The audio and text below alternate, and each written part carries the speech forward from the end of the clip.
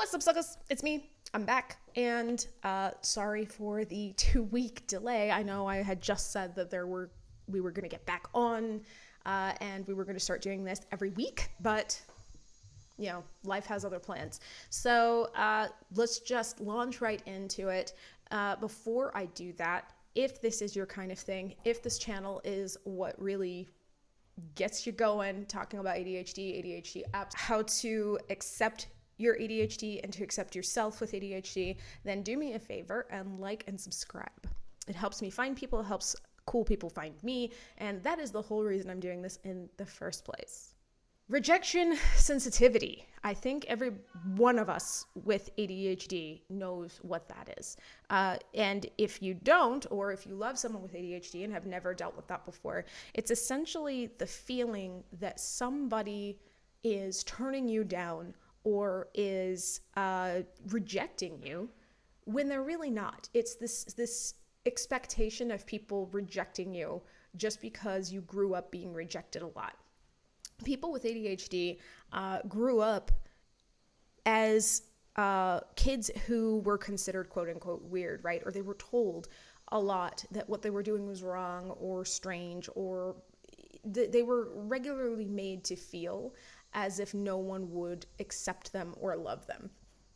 And so because of that, we automatically tend to try to go after, I shouldn't say go after, we tend to try to head off that rejection that we're expecting at the pass by rejecting the people before they reject us, or trying to find the rejection before it happens.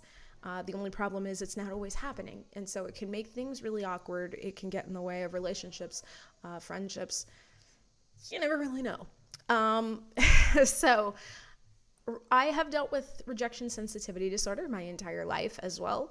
And before I even knew what it was, I remember dealing quite often with feeling literally that feeling of being quote unquote alone in a crowded room, right? Just kind of feeling like somebody would speak over me while I was trying to make a joke. And then I was like, oh, okay, I'll go die then. And, it was never that serious. It was never that major, but I made it feel that major to me.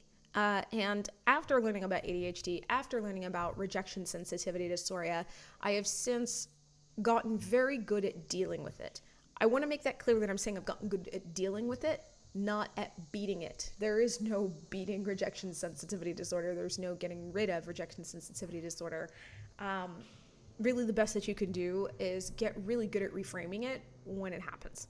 So some of this is not going to be stuff that you would do with me. It's stuff that you would have to work on in therapy. Some of it is stuff that I work on with my clients all the time. And we're just going to kind of go ahead and talk about what those things are. And hopefully it's going to help. The first way is to look at the evidence, to have hard evidence in front of you, tangible evidence. What do I mean by that? A great example, in one of the ADHD groups I'm part of, there was a woman who was wondering if she was being left out by her group of friends. And she was like, they went to a party together and they're hanging out and I'm not there and it feels like I'm being rejected.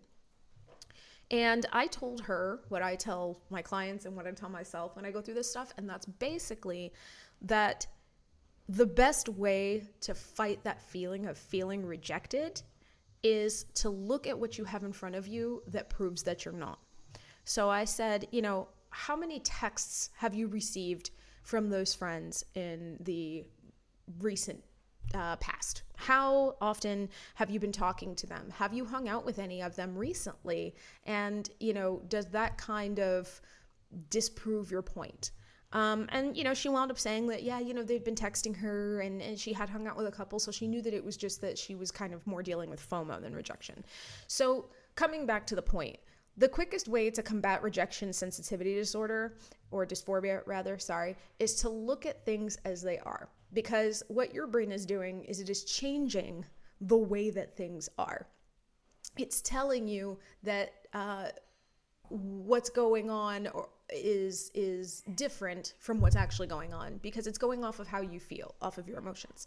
So the best way to beat this is to show yourself, your logical brain, right, that what you think you are perceiving is not correct. That's the quickest way to fight it.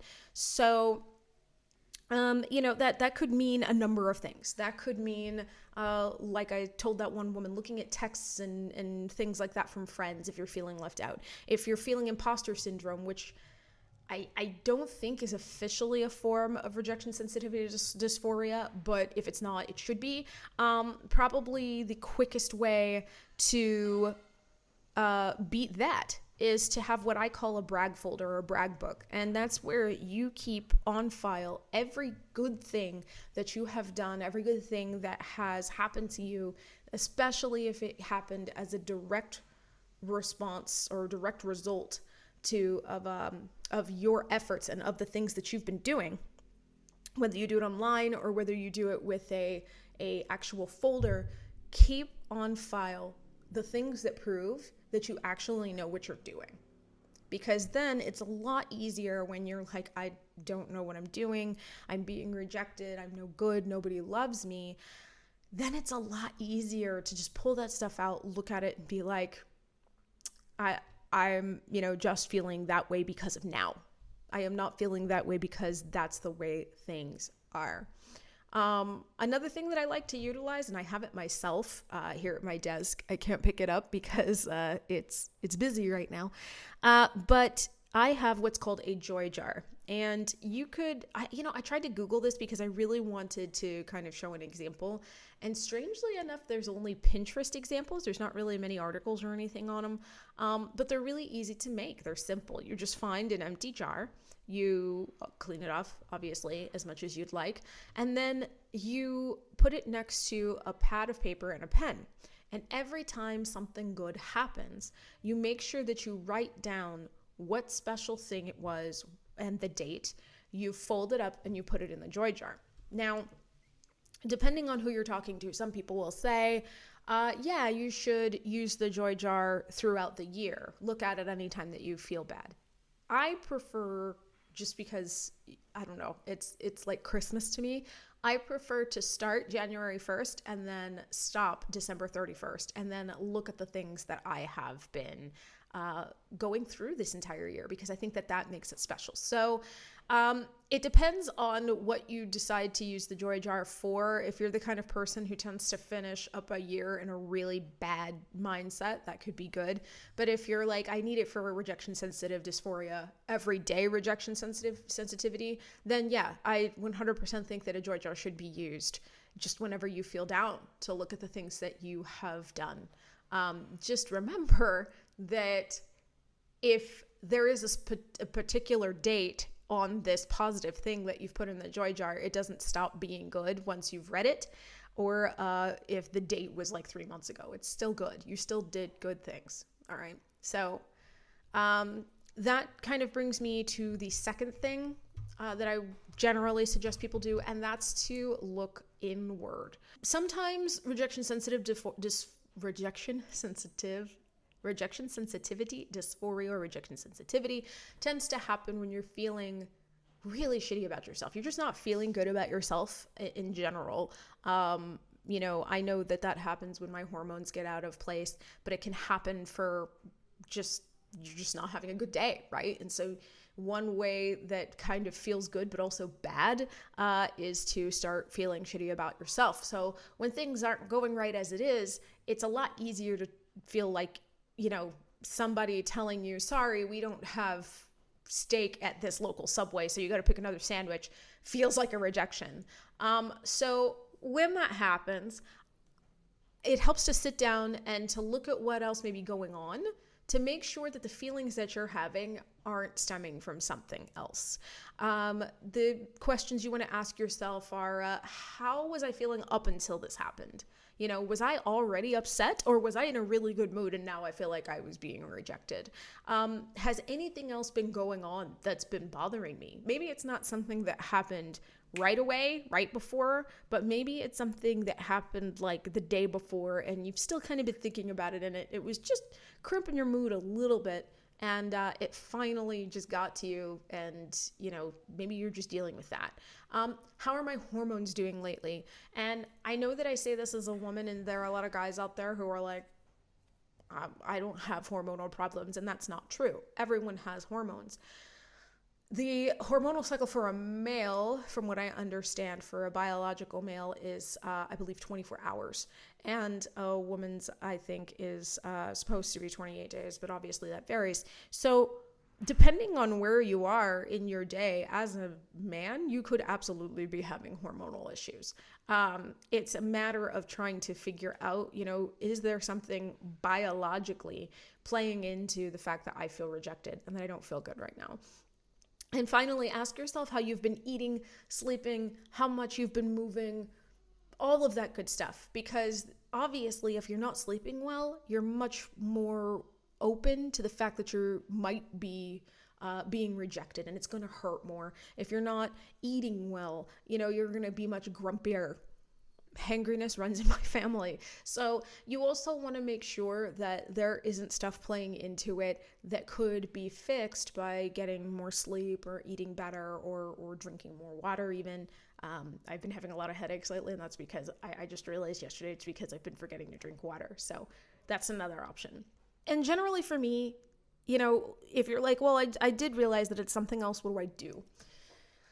For me, it depends on what the something else is. If it's something that I can't fix, right? Like if it's just something that I've recently failed and not done well at, and I feel really bad about it, generally what I will do is I will, and I always put it this way, and some people don't prefer to use this term. I prefer to say I baby myself. I say, okay, what do I want right now? And I'm just going to give myself what I want that will make me feel comforted, as long as it's not going to, damage my family or hurt other people. But if it's like, I really just want to eat a whole bag of sour cream and onion potato chips, then I'm going to eat sour cream and onion potato chips, or if I need a nap, or I just want to read and not be talked to, and I figure out a way to make that happen. Because really, if you try to fight the feeling of being rejected, especially when it is something that you can't do anything about, you're more likely to feel those feelings much sharper, and they're just going to keep coming back, rather than just letting yourself kind of process them and move on. If it's something that you can deal with, then sit down and try to make a plan on how to deal with it. If it's like, for example, you and a friend haven't had the best relationship lately, it doesn't hurt to sit down and say, okay, how am I going to talk this out with my friend? How am I going to work this out? What should I say next? Allow yourself to work on the issue instead of trying to just bat it to the side and move forward. I know that a lot of people hear the thing about mindfulness and being present, and yes, the present is important. It's totally important, but the past does play into the present to a degree, and I don't think that you should just be ignoring it. Especially, I think with ADHDers, we tend to sometimes ignore it just because other people ignore it, or it feels like other people are ignoring it, and that winds up not serving us. And so the last thing that I would suggest here, guys, is to be vulnerable. I don't think that we're told to do that a lot, because ADHD and RSD already feel very vulnerable, but there's nothing wrong with getting clarification sometimes. There's nothing wrong with, depending on how close you are to those friends that you're feeling left out by, there's nothing wrong with just pulling them aside and just being like, listen, I'm feeling kind of left out. Is that what this is about? Is this on purpose? Like, did I do something? Obviously you don't want to do this like every single day or every time something happens, but there's nothing wrong with doing that every once in a while. If a friend hasn't texted you in a very long time and you're feeling kind of like they may not like you anymore, there is nothing wrong with reaching out and saying, hey, I haven't heard from you in a while. Is everything okay? It's okay sometimes to allow those feelings to push you into some sort of action. Obviously, you want to make sure that it's an action that's not going to blow up your entire life or friendship or relationship, but there's nothing wrong sometimes with being a little bit vulnerable and a little bit more open with people. What if I am being rejected though? Like, some people are going to be right about that feeling of rejection. And that is, it's okay to feel that rejection. It's okay to acknowledge that you're being rejected in that moment. But do me a favor, or do yourself a favor, and don't let that feed into your RSD to the point where you're assuming that because you were right this one time, you're right every other time. You were just right that one time, and it's okay to feel the things that you're going to feel, but don't let that feed into the way that you look at your interactions with other people. It's okay to feel sad and hurt. Being rejected hurts. It hurts everyone. It doesn't hurt just ADHD people. It hurts people who are neurotypical. It hurts. We want to be accepted. We want to be loved. We are social creatures, and being told that we're not accepted hurts. So it's okay. Allow yourself to feel that rejection and that hurt. And lastly, once you have felt that rejection, felt that hurt, eat that pot, that pot of brownies. God, that would be delicious. No, that pan of brownies, or that bag of chips, and you've watched the TV and you've cried. Focus on rebuilding. Focus on moving on from that moment of rejection to the next good moment. What do I do next? What is the very next step? Okay, so I tried out for this job and I got turned down, and it was a job I really wanted. What do I do now? And see how you can make yourself comfortable with life and yourself again. Don't let the opinion of one other person out of, or even, 20 other people out of 7 billion people hold you back. So all I'm saying is rejection sucks for everyone, but it is not the end, and it's not the end all be all. And there are so many other people out there who want to accept you rather than reject you. So focus on that and try to work towards that, and look at every rejection as just a slight bump in the road on the way to finding your people. Okay, so hopefully that helps. I hope that you guys are still looking into Chase the Chaos. The early bird pricing is over for tickets, but the link to get a ticket is still in the description. We still have a number of payment options, and we would all love to see you there at the really cool digital summit for neurodivergent women and allies. Thanks very much for watching. Drink plenty of water, take care of yourself, and I'll see you in the next video or in the next podcast episode.